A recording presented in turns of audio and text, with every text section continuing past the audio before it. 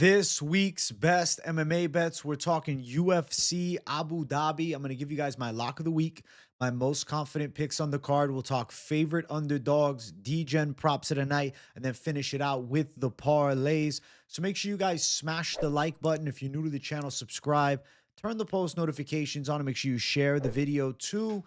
Last week, the 5 card win streak, unfortunately, came to an end as the Lock City parlay was crushed. Obviously, either a savage dog lock or a 2-leg Lock City parlay plus money only is what I've been doing for the locks. And I was disappointed that Kevin Holland got handled in a shock upset against Daniel Rodriguez. The Vinicius Oliveira first leg was fabulous. He went out there and dominated pretty much exactly of what I would have expected. And then Holland gets dropped twice in a fight against D-Rod. And I am, still processing the result.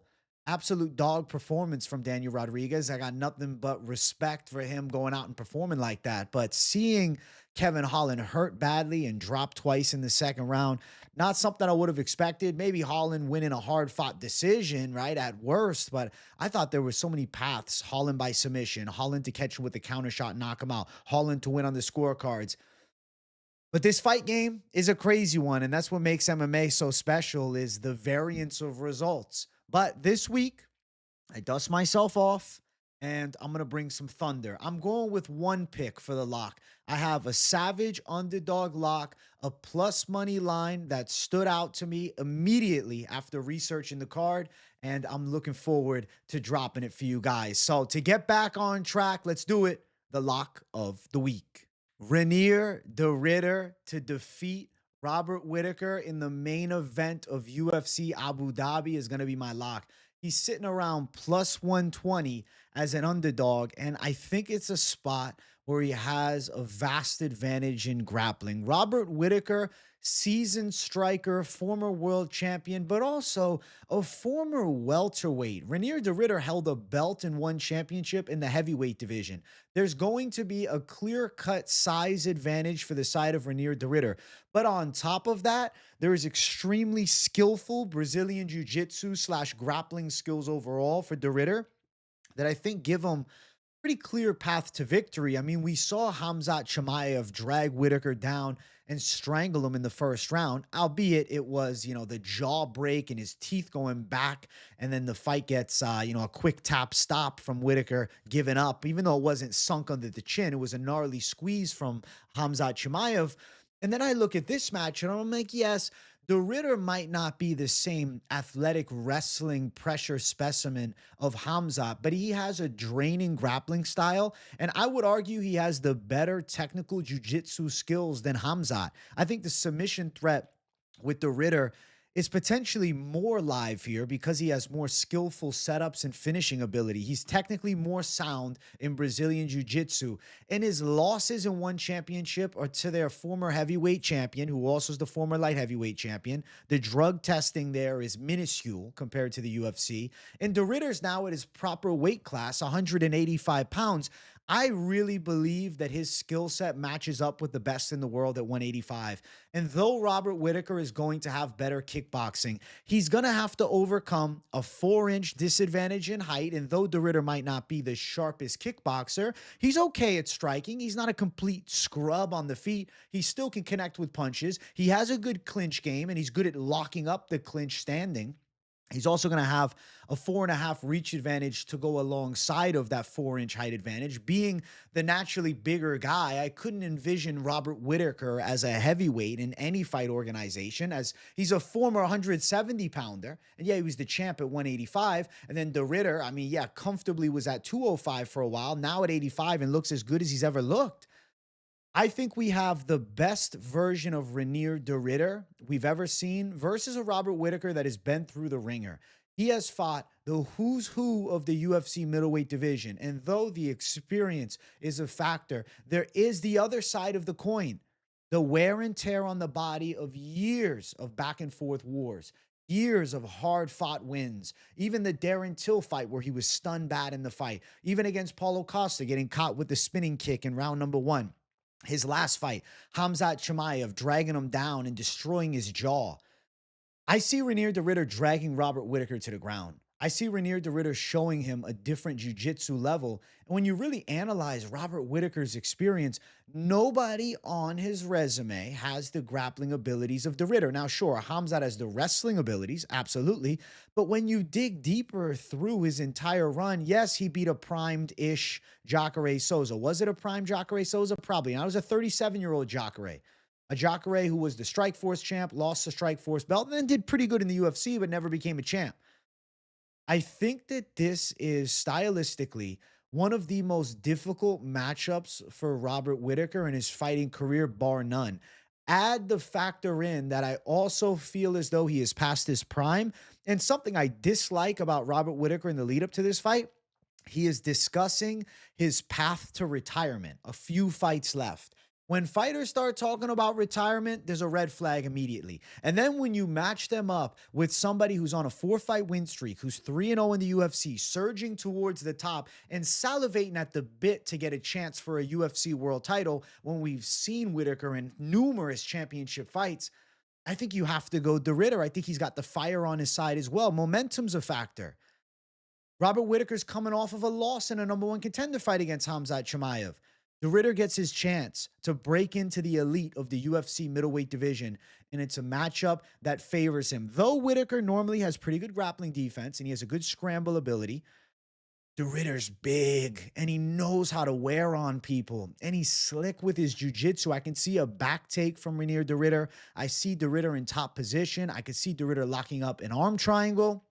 I really feel as though a strangle by Ranier de Ritter is what's coming. I think he chokes Robert Whittaker out at some point. I think it's within the first 3 rounds. De Ritter on the money line, like I said, sitting around the plus 120 range, but you can actually find it now at plus 125. So the odds have gotten better as I was talking about it. So plus 125 even for Ranier de Ritter. It's higher. It's up to plus 136 as well. So in the plus money territory, I have the intangibles edge, I have the momentum edge, and I have a bad stylistic matchup for Robert Whittaker. I have to lock the underdog in Ranier de Ritter to win. I've been feeling very good about this pick, and I think it's going to come to fruition, guys. I do. I really believe that. Looking at de Ritter to win the fight by submission, plus 300 for a Ranier de Ritter sub, but the money line is just plus money straight, so you don't have to chase in case somehow he got a ground and pound TKO, or maybe he won a very dominant grappling heavy decision. But ultimately, I think he is going to find the kill, and I think he's going to lock up the sub.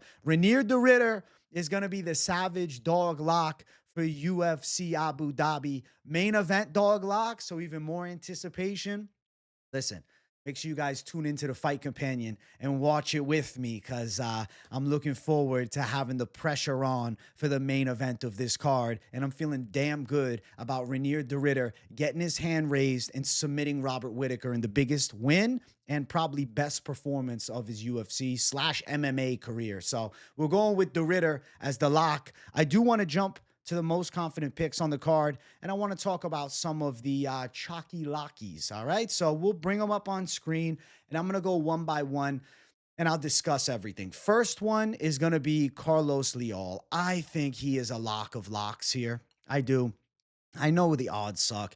He's a 5-1 favorite against Muslim Salikhov, but for good reason. He has a clear advantage against Salikhov in like every aspect of fighting. He's going to be physically stronger. I think he's the better grappler. He's definitely the better boxer.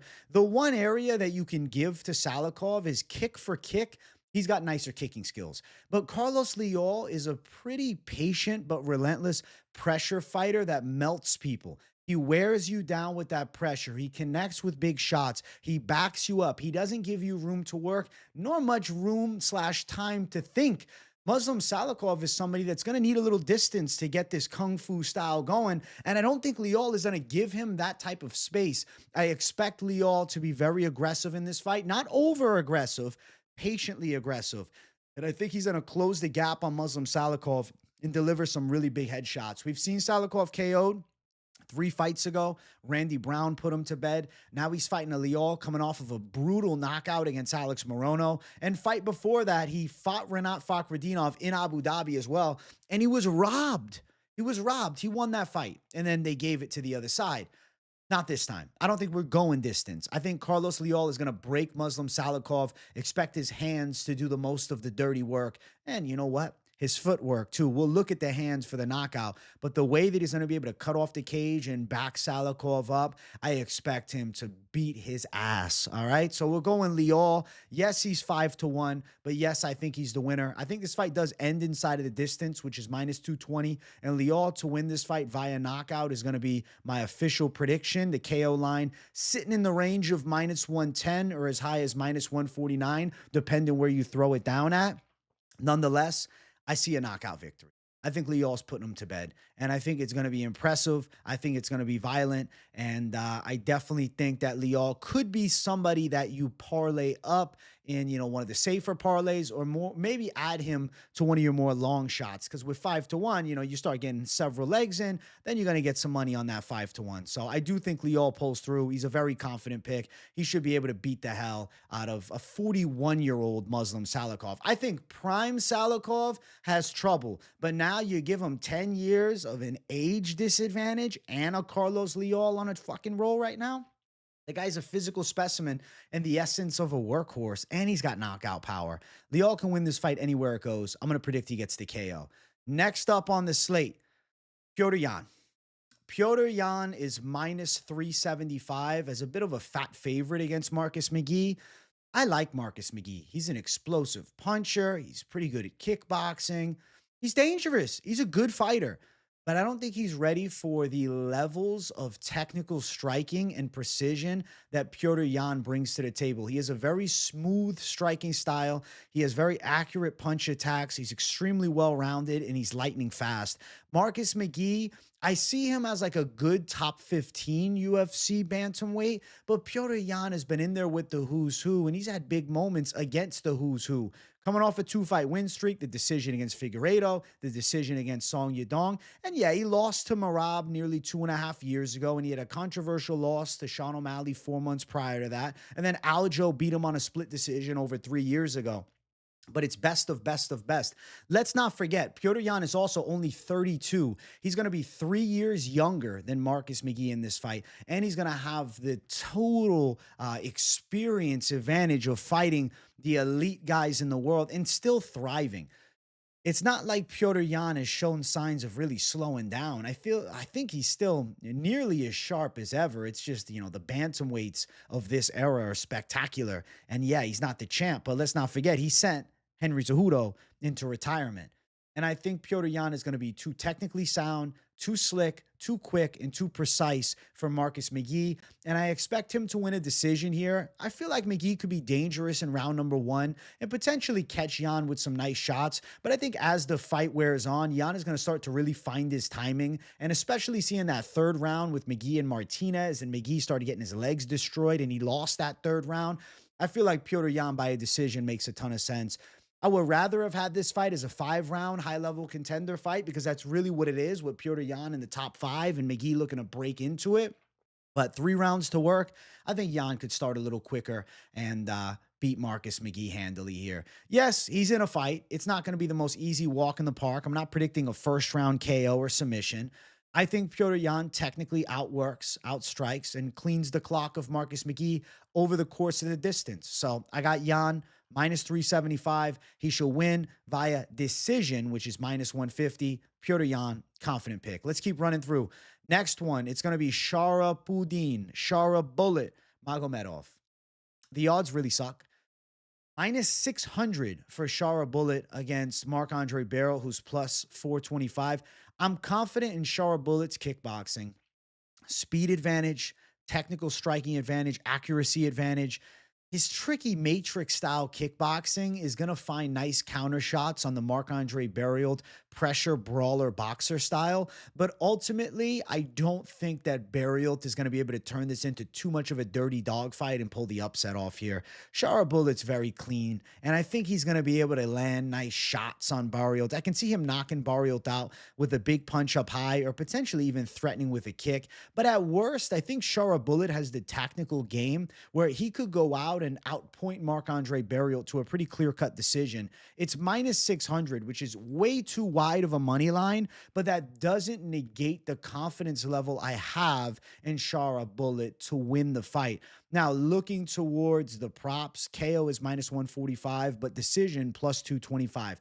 The worry with Barriault, because if you are thinking, oh, maybe I'm going to go Shara by decision, recognize that in 2 out of his last 3 fights, we have seen violent KO losses in the first round from Marc-Andre Barriault. Ask yourself this question.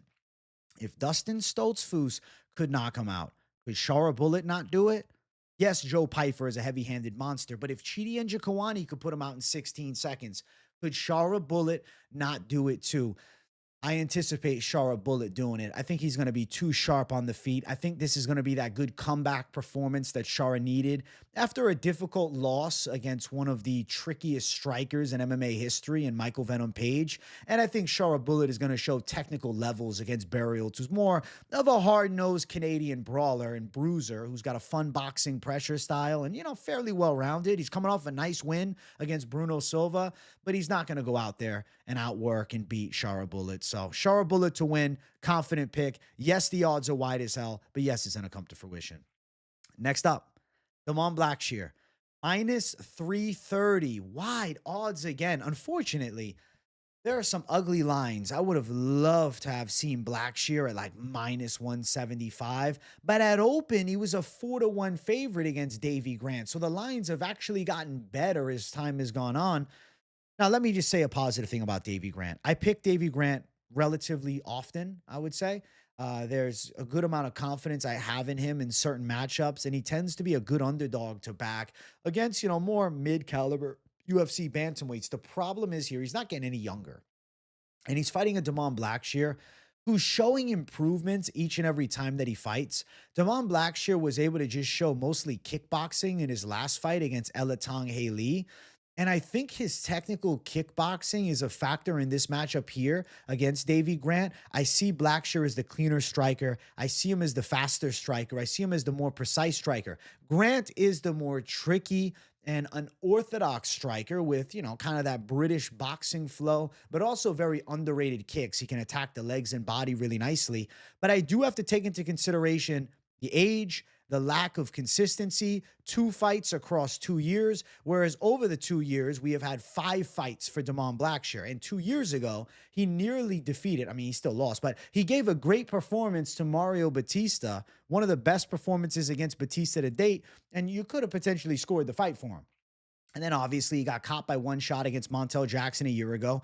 But since then, 3-fight tear, 2 finishes by submission. I think Damon Blackshear, the base of his game, which is jiu-jitsu, could have big advantages in nearly all aspects of this fight. When you look at Davey Grant, the vulnerability that Grant has shown is the submission threats. He has lost 4 fights by submission, but to be fair, has not been finished since 2018, and him getting submitted years ago against guys like Manny Bermudez, Damon Stasiak, or Chris Holdsworth, they don't really hold much weight in this modern era. But when you look into the recent matchups and wins for Davey Grant, you have to notice a trend. He beat Ramon Tavares, who's a bit of a brawling striker and, kind of a UFC prospect. And he's okay. He's fun to watch, but very boxing-heavy style, not known for jiu-jitsu. He beat Daniel Marcos. Marcos, known for his kickboxing skills, was able to beat a washed Asuncao in a back-and-forth fight that he was actually losing. Asuncao was over 40 years of age at the time, and badass inverted triangle comeback, but still have to take into consideration the red flags. Then he had beaten Louis Smolka. Split decision with Adrian Yanez. Clear decision loss in 2021 to Marlon Vera. But let's not forget, in 2021, he was 35. Now he's 39. And he's fighting a 30-year-old, nearly 31-year-old, Damon Blackshear, who was getting better and better and better and better. And I've been singing the praises of Blackshear for too damn long to pick against my guy here. Though I love Davey Grant normally as an underdog, I had him winning against Willie Cat at the time. Unfortunately, Willie Cat couldn't make the weight. Now he's a damn featherweight, moved up a division, and that fight didn't happen, and I'm sure Davey would have cashed there. It is what it is. I think Damon Blackshear in this one handles business. Now, how does he get it done? I think it could be a hard fought and tactical decision. The decision line for Blackshear sits at plus 190, but there is a little feeling inside that tells me he could be live for a submission because he's got creative jiu-jitsu with a big athleticism and physicality advantage. He's plus 200 to go out and win the fight via submission. Now, nonetheless, forget about the props. Most confident pick is the money line. I get it. It's minus 330. I get it. You're not jumping up and down. Yeah, minus 330. Damn, bro. These are some chalky lines. They are the most confident picks that I'm mentioning here. But, there's the aforementioned lock, which is plus 125, which is a great line. But in this section, yes, it's minus 375. It's minus 650. It's minus 500. It's minus 330. But that's what this section is. It's about confidence. Fuck the lines. It's about how I feel about the fights. And sometimes close money lines are involved too. On this card, I'm feeling good about some of the chalkier favorites. And I think Damon Blackshear caps off the most confident picks well, right? Is he the first fight on the card that's a most confident pick? Yeah, he is. He's going to be most confident pick number one. And I think he handles business in this fight here. And now I want to just quickly mention an honorable mention. So Stephen Nguyen has a very fair chance of beating Mohammad Yahya, but I want to wait till the weigh-ins to see how Yahya looks at 145. And also I have hesitancy to officially include him in this section because he hasn't fought in over a year and he's got only 5 fights across the last 6 years. Though I think he beats Mohammad Yahya and I'm feeling good about it. The odds for it reflect minus 350, which is like a high confidence odds line for a matchup that, yeah, I think he can pull through, but it's not like Nguyen's that proven. So I know some people are going to ask. I wanted to mention it. Those are my most confident picks. I got the Savage 4 on the slate for you guys. I do want to jump to the next section. I want to talk about some of my favorite other underdogs on the card. Let's first go one by one. I want to talk about Bogdan Gushkov. He is pick number 1 of 2 of the remaining underdogs. The reason I'm bringing him up first is because I see maybe a more clear path to victory that doesn't necessarily negate the chance of the second dog I'm going to bring up on this section.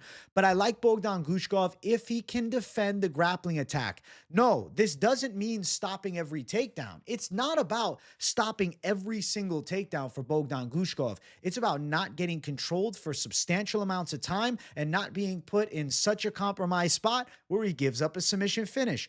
If he is able to stay on his feet or get back up to his feet and avoid the treacherous threat of submission that Krylov does typically bring, at least in his prime he did, Bogdan Gushkov is going to have a strike power and strike speed advantage. Very much a light bouncing kickboxer on the side of Bogdan Gushkov and one of the faster light heavyweight strikers. And then there's the obvious elephant in the room. Nikita Krylov was violently knocked out. The only time he's been violently knocked out like that, but it was in his last fight. It was 2 minutes and 24 seconds in April. He was flatlined by Dominic Reyes. That's not long to turn around and take a fight against another knockout puncher. Yes, Reyes probably a sharper blade from the southpaw and better with the straight left. Sure, and more high-level experience. Sure. But for Nikita Krylov to turn around this fast after getting crushed in one shot, I think it's a red flag, man. And then his fight before was a win in 2023 of March, 2.5 years ago, against Ryan Spann. And Spann essentially like put himself into the triangle. You look at his last high stakes win, October 2022, we beat Ozdemir on a competitive decision. It's a long damn time ago. And you'd be like, oh, well, Ozdemir beat Gushkov. All right, a short notice Gushkov 2 years ago got subbed by Ozdemir. Okay, fair. But I feel as though Nikita Krylov, though he's only 33 years of age, there's a lot of miles on the car, there's a lot of wear and tear, and the momentum is on the complete opposite side with Bogdan Gushkov riding an impressive 3-fight finish streak. I think that he's going to be able to beat Krylov as long as he can find his way out of the bad grappling positions. He's going to be faster in the striking. He's going to be more precise in the punching. And he's just simply put more of a danger threat in the stand-up. I don't think Krylov is as good of a striker as given credit for. He's okay on the feet, relatively good in the stand-up game, decent kickboxing. I regret the pick flip. I had Reyes all week, then after weigh-ins, I went Krylov. What a terrible call. And I was picking Reyes by knockout. I look back and I want to slap myself. Not going to do it again here.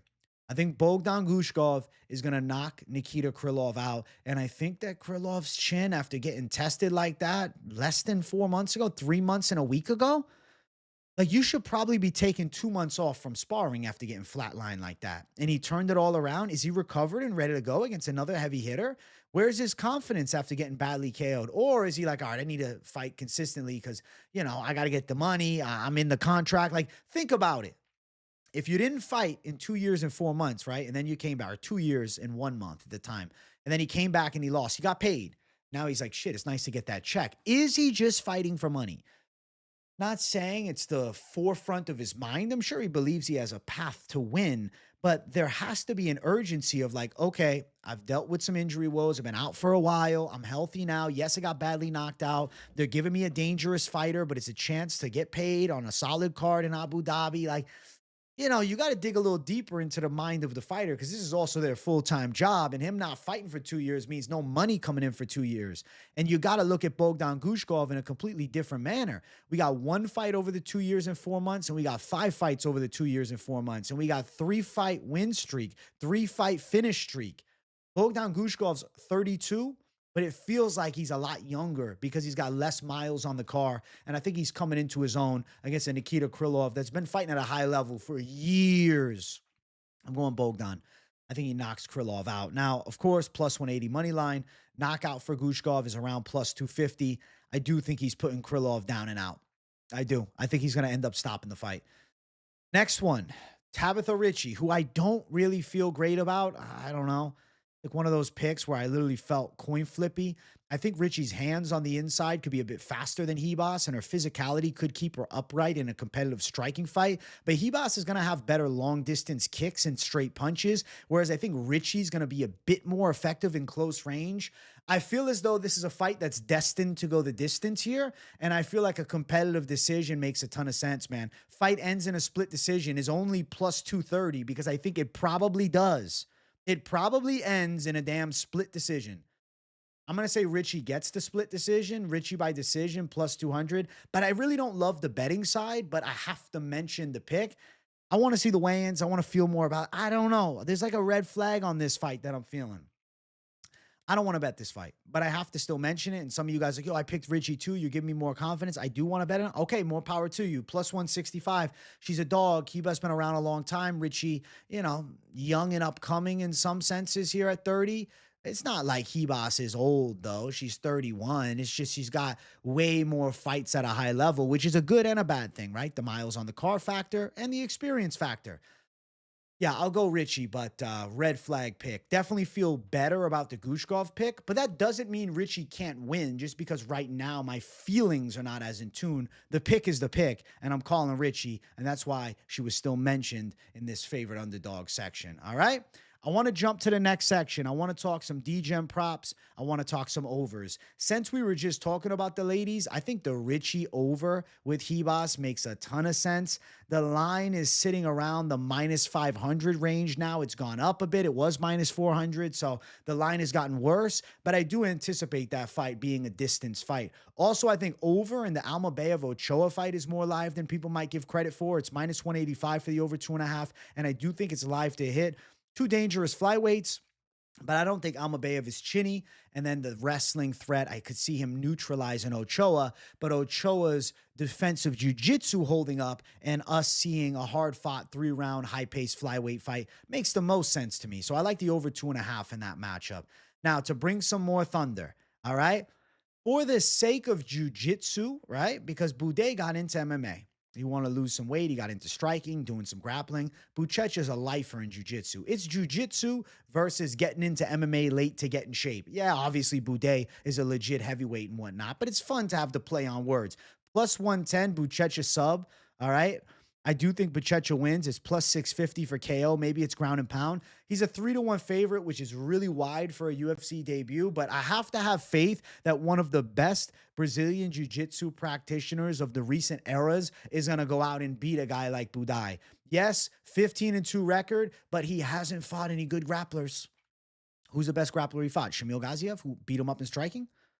Where's the grappling? He lost to Juan Espino back in 2017. Espino's a good grappler.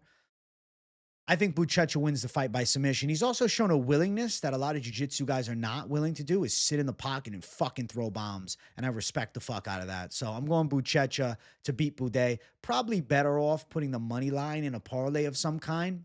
But you gotta feel like he wants to showcase his jiu-jitsu skills and get a sub, but maybe Buday's too big and he just controls him for 3 rounds, or maybe he goes out and ground and pounds him. But officially, the pick, submission, had to be mentioned. Now, Elekana and Aslan, this is one of the fights on the card that I'm tossing and turning. There's a couple on this card, but this one specifically, minus 260 Aslan was my initial pick, but I'm having nightmares about it. Elekana plus 220. But Aslan is known for shitty grappling. Elekana by submission is around plus 800. It's not a crazy result to envision Elekana submitting Ibo Aslan. So maybe you're going Elekana by sub. Something to mention. It's big plus money. There's a chance of it. Is there a guarantee of it? Absolutely not.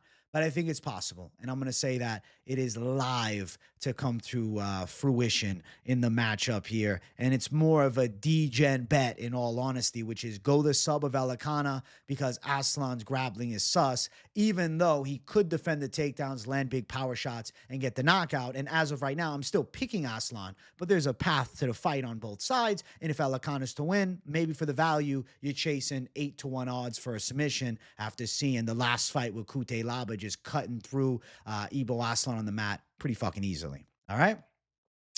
Nothing really else to mention. Thug Nasty and Saeed probably goes over 2.5 at minus 155, but for some reason, I'm just not crazy about it. So it's not an official call. It's an honorable mention. Mitchell decision plus 150. What if Saeed got a sub? What's that? Plus 325? Nah. I don't know. I'm feeling like Mitchell might get a competitive decision, but I could see Saeed winning too. We got to see how Mitchell looks on the scale before anything else, because he might look emaciated. And then, you know, he goes out there, or emaciated, excuse me, and he goes out there and gets crushed. And maybe after the weigh-ins, things are changing. But those are my calls, at least for now. Obviously, the favorite underdogs, I feel good about, 2 out of the 3. The lock, of course, and then Gushkov. And I think Ricci's got a chance. Very good about the most confident picks. And the overs I'm liking a lot. And I do think the props are quite live, too, especially at the value for that Elekana one. I do want to talk about everybody's favorite section, though. So if you're watching and enjoying, make sure you hit the likes. If you're new to the channel, subscribe. It's time for the parlays, all right? At the top, Leal and Blackshear, minus 179. Safe-ish, very boring. I see them both winning, but nobody has fun with a minus 179. Nobody's like, AJ, man, what's the minus 179 you can get me? No, you guys want plus money, of course. But it feels like both of these fighters have pretty obvious paths, and I say they win. Now, if you want to play the overs, Almabayev Ochoa over, Ribas Ricci over, you got minus 120. Hey, almost even money. Not terrible. You want to go for the solid 3, you got Petr Yan, Damon Blackshear, and you got Shara Bullet Magomedov, minus 114. I think this is a live little alternate action you could consider. Now, continuing to go down the list, De Ridder and Ribas over 2.5 at plus 185 is very nice. Very nice. If you like the Ridder as a dog, if you're seeing the path that I am, and then he pulls through, you're going to get good plus money, because I think Ribas and Ricci to go over makes a ton of sense here. Now, if you want to go Savage Lock City, this week I went with a straight Savage underdog lock as opposed to a 2-leg Lock City parlay. But I wanted to give you guys a Savage Lock City for this section because I'm a savage. Drop Savage also in the comments if you're listening. All right? The Ridder and Leal plus 186. You want to add a little juice to it. Leal should win. The Ridder should win. I see this shit hitting plus 186 money for a 2-leg parlay that I feel pretty good about. Seems like a money call to me. Continuing to move down. I like it. The Ridder, Leal, and Ribas Ricci over 2.5. So you have the parlay above the Savage Lock City with a confident over at plus 340. I like it. I really do. I like it a lot. Continuing to move down. The Ridder, Leal, Yan, Blackshear, and Magomedov plus 439. For a slate of 4 most confident picks, really 5 if you include the lock, that I feel good about. The De Ridder odds are beautiful. The rest, yeah, they're chalky, but they're high likely. Plus 439 for the confident 5 play, and I think that it does hit. Keep on moving down. The Ridder, Leal, Blackshear, and the Ribas Ricci over 2.5. Plus 470. I feel like that's a whoa. Whoa, whoa, whoa. It's to build on the I like above. Whoa, whoa. Plus 470. Whoa. Now, if you think Bogdan Gushkov can win and you like the Ridder, 2 legs is all you need. Plus 513 for doggy style. We're hitting it heavy from the back and throwing it down. Plus 513, I think, is coming to fruition as well. Savage down below, DeRitter, Leal, Blackshear, Yan, Ribas, Ricci over 2.5, and then the Almabayev Ochoa over 2.5 as well at plus 990. Savage. Savage. It's savage. Now, down below the prop play, I was like, you know what? Let me do 3 props. Leal by knockout, Yan by decision, DeRitter by submission, plus 1,076. Obviously, depending on where you're playing, there'll be slight variance with, certain lines, the betting lines, but specifically the props. But at plus 1,076, I think Leal's getting a knockout. I think DeRitter's getting a sub, and I think Yan's getting a decision. So fuck it. Let's put them all together and let's make magic happen. And then down below, the Savage Degen call at plus 2,470. We got DeRitter, Leal, Blackshear, Yan, Magomedov, Gushkov, the Ribas, Ricci over 2.5, and Almabayev, Ochoa over 2.5, plus 2,470. Okay? So when you see something like that, you say to yourself, hey, I feel like a Degen Savage. You have to. It's the only way to feel. But we need to sometimes come up with some Degen shit for fun. Obviously, if you're throwing heat down on this card and you're gambling with a lot of cash, you're probably looking at somewhere along the top safe-ish but boring, and maybe, maybe a fourth or so down the list to something like maybe the plus 340. But if you're trying to have some chaotic fun, you want to throw down on some Degen shit. That's why I like to drop, the bigger lines as well. But the most confident calls are more so at the top. But I do think a 3-leg like the I like hits. I feel good about that at plus 340. I feel like that looks really nice. I like the line a lot, more than 3 times your money. I love it. Savage Degen, it's all really I feel like it all comes down to Gushkov. I feel, pretty damn good about all the other lines. And I feel good about Gushkov too, don't get it twisted. But saying it all comes down to Gushkov is just me, accepting the reality. He's an underdog in the biggest spot of his career. He's an underdog in the biggest fight of his life against a longtime UFC light heavyweight contender. I think that contender might be past his best days, and I think there's a real path to victory. Now, I'm debating if there's anything else I want to add into the slate, because I'm looking right now at this bottom one. I have the parlay in front of me, the plus 2,470, and I'm thinking, if you want to be a fucking degenerate, instead of just going DeRitter money line, you go DeRitter to win by submission. Now you got plus 4,256. Now you're pushing it to another level. Now, if you want to take it one step further and you're like, well, I kind of like the idea of playing the side of Yan by decision. All right, I'm going to take it one step further because I do think Yan is going to win on the cards. I do think Yan wins by a decision. Could he get the KO? Maybe, but less likely. All right, now you got plus 5,213. Make sure you drop a sneaky down in the comments if you're still listening to me, dropping some more Degen heat to alternate that Savage Degen to Savage Degen lotto ticket. Let's keep moving. All right. We got one more. I'm going to play Leal, all right? And we're going to go Leal to get the win. It's close money, around minus 110 region for the knockout win for Leal. Let's see what it's looking like here. I'm loading everything up. Give me 1 second. I'm getting it all. It's coming. Don't stress. Don't worry. It's coming. It is on the way to you. Don't stress. Oh, shit. I'm looking for it. Hold on. Sometimes this thing's out of order, man. It's driving me nuts right now. All right. You're going to be sitting around plus 7,651. Could be upwards of plus 7,800. All right. So that's to take it to another level. Blackshear, Shara Bullet, Bogdan, the over in the Ribas Ricci fight, the over in the Almabayev and Ochoa fight. Renier the Ritter sub, Piotr Yan decision, and then going for Leal by knockout. You got around plus 7,651, but it might end up being more depending on what site you're on. Yeah, I wish you guys nothing but the best. Don't just blindly tail. Do your own research and see where your research and thoughts line up with mine for your highest likelihood of success.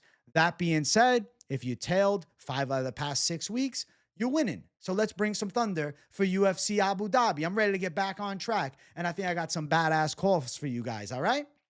W in the comments if you got nothing to say, but definitely let me know what you thought of the lock, the savage underdog, what you thought of some of the parlays, and everything that I said. Let me know down below and drop your favorite lock on the card, whether it's a two-leg parlay or it's just a savage underdog line. I want to hear from you down in the comments below. I love you, savages. Make sure you guys smash the like button. If it's your first time here, subscribe to the damn channel. Subscribe. Keep it locked in. Turn the post notifications on so you don't miss a video or a live stream, because I got daily content coming that you won't want to miss, all right? Even covering the fight news on top of the rest. So keep it locked in with your boy. I love each and every one of you savages. If you really love it, share it with a group chat. Help grow the channel. Road to 51,000 subscribers. Thanks for watching, everybody. I'll see you on the next one. Much love. Peace out.